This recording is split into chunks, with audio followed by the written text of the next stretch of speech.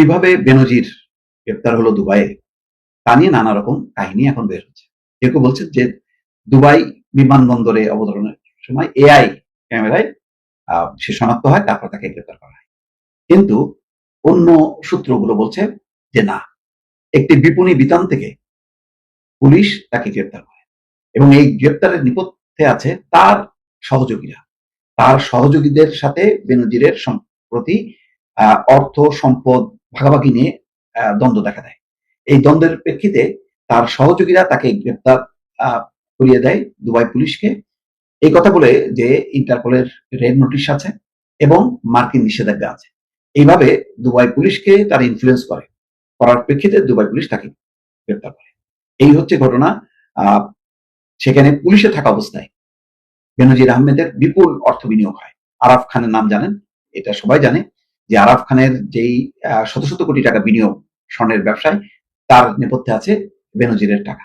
কারণ বেনজিরের যে শত শত বা হাজার কোটি টাকার যে কারবার, সেই কারবারের একটা অংশ দেশে গোপালগঞ্জের যেমন সাবানা পার্ক, যে একটা ইউনিয়নের অধিকাংশই দখল করছে সংখ্যালঘু গরিবদের জমি জমা নামমাত্র মূল্যে কিনে প্রায় 650 বিঘার উপরে সেই সাবানা পার্ক বা রিসোর্ট সেটি যেমন করেছে।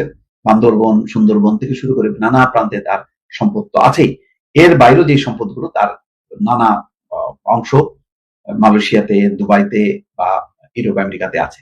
তো দুবাইয়ে একটা উল্লেখযোগ্য পরিমাণ তার বিনিয়োগ আছে। সেখানে বলা হচ্ছে যে আবাসন খাতে এবং স্বর্ণে, অর্থাৎ স্বর্ণ ব্যবসা এবং আবাসন খাত। এখানে দুবাইয়ের সবচেয়ে গুরুত্বপূর্ণ বিষয় হলো যে দুবাইয়ে সরাসরি কেউ বিনিয়োগ করতে পারে না।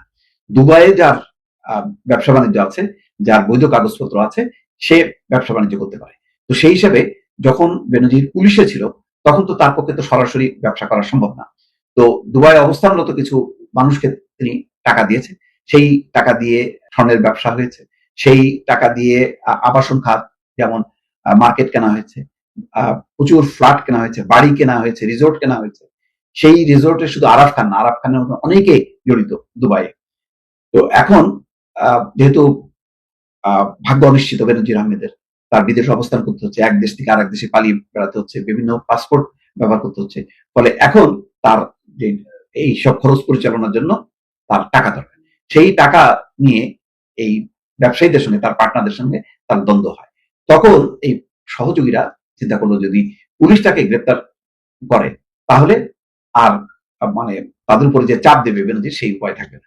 সেই চিন্তা করেই তাকে কোন এক বিপণী বিতানের ভেতরে তাকে আটক করা হয় এবং বলা হয় যে খুব তার সাথে ছিল এরকম দুই একজন যারা তাকে নিয়ে ঘুরছিল মার্কেটে।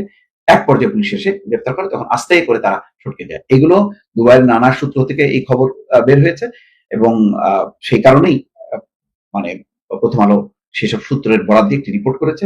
বলা হচ্ছে শুধুমাত্র ইন্টারপোলের রেড নোটিশ দিলেই গ্রেপ্তার হয়, গ্রেপ্তারকৃত ব্যক্তিকে দেশে ফেরত পাঠানো হয়, বিষয়টা এত সোজা না।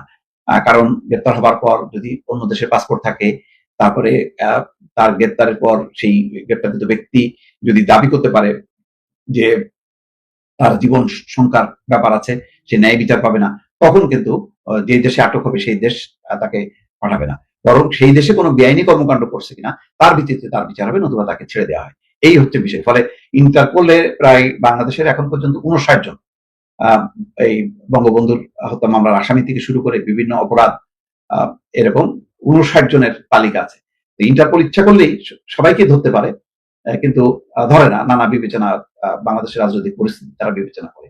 তো সেই কারণে বেনজিরের এই ইন্টারপোলের মানে রেড নোটিশের ভিত্তিতে তাকে অ্যারেস্ট করেছে, বিষয়টা এরকম না, বরং স্থানীয় দুবাই পুলিশকে বলা হয়েছে যে বেনজির বিপজ্জনক ব্যক্তি, তার উপর মার্কিন নিষেধাজ্ঞা আছে এবং ইন্টারপোলের রেড নোটিশ আছে। অনেকগুলো বিষয় দুবাই পুলিশকে ইনফ্লুয়েন্স করার মধ্য দিয়ে বেনজির আটক হয়েছে বলে বিভিন্ন সূত্র দাবি করছে।